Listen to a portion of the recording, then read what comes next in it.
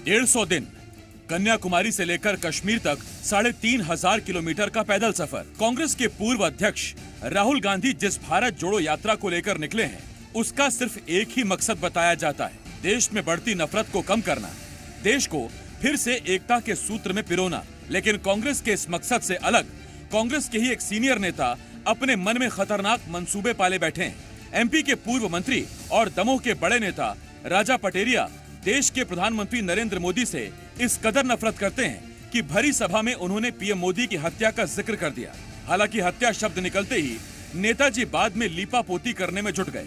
पहले जरा पूर्व मंत्री राजा पटेरिया का बयान सुनिए। दलितों को, वनवासी आदिवासियों को और अल्पसंख्यकों का भावी जीवन खतरे में है। संविधान यदि बचाना है तो मोदी की हत्या करने के लिए तत्पर हो।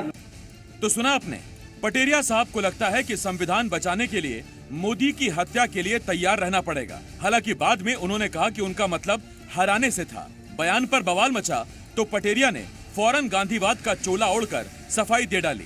जिसने वीडियो बनाया है वो गलत तरीके से बनाया है और उसके आगे शब्द मैंने बोला, इसका आशय यह नहीं, इसका आशय है चुनाव में इनको, इन शक्तियों को पराजित करो। और मैं गांधी के पक्ष में था, हूं और रहूंगा। पटेरिया लाख सफाई दें, लेकिन बयान आया और जंगल में आग की तरह फैल गया। बीजेपी ने एक सुर में पटेरिया के साथ साथ पूरी कांग्रेस को निशाने पर ले लिया। माननीय प्रधानमंत्री जी के खिलाफ इस बेहद आपत्तिजनक बयान जो माननीय पटेरिया जी ने किया है, मैं तत्काल एफआईआर कराने का एसपी को निर्देश दे रहा हूं। यह गाली केवल आदरणीय मोदी जी को नहीं है, यह गाली हिंदुस्तान के लोकतंत्र के लिए है, यह हिंदुस्तान के संविधान के लिए है, यह हिंदुस्तान के जनता की मनोभावना के प्रति विद्वेष का भाव है, क्योंकि जनता ने ही मोदी जी को चुना है। एक तरफ पटेरिया ने बीजेपी को कांग्रेस पर हमला बोलने का बड़ा मौका दे दिया, तो दूसरी तरफ इस बयान के बाद कांग्रेसियों ने अपना माथा पीट लिया, क्योंकि वो जानते हैं कि पटेरिया के बयान के चाहे जो मायने हो, लेकिन बीजेपी अब इस बयान पर जमकर हल्ला मचाएगी।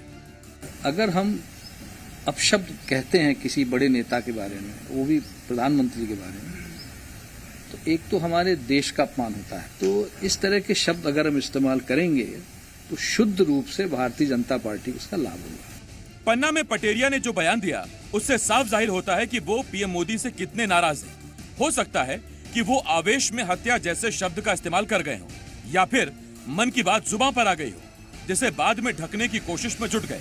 लेकिन एक बात साफ है कि जहां कांग्रेस देश में नफरत कम करने की बात कर रही है, तो वहीं कांग्रेसी ही उनकी मोहब्बत के पैगाम को समझ नहीं पा रहे। ब्यूरो रिपोर्ट, जी मीडिया।